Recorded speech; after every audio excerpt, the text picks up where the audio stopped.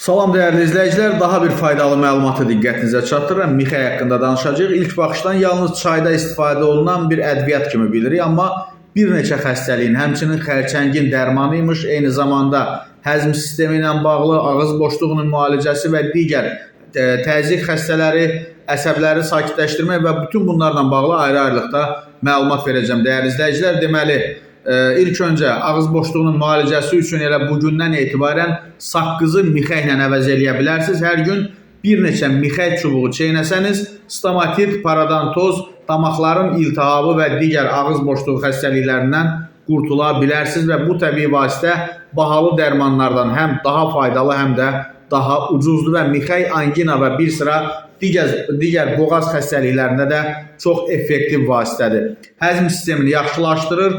Yeməkdən 15 dəqiqə öncə bir çay qaşığı balla 2 mixək çubuğunu qarışdırıb çeynəmək, mədə xorası və yüksək qan təzyiqiniz varsa bu üsulları sınaqdan keçirsəniz yetərincə faydasını görə bilərsiniz. Həmçinin mixəyin tərkibindəki yevgenol maddəsi xərçəng hüceyrələrinin ölçüsünü kiçildir, yenilərinin yaranmasının qarşısını alır. Mütəxəssislərin araşdırması göstərir ki, xərçəngdən doğmalarını itirən insanlar bu üsulu təcrübədən keçirməlidirlər. Bu həm onların immunitetini gücləndirir, həm də xərçəng hüceyrələrinin yaranmasına mane olur.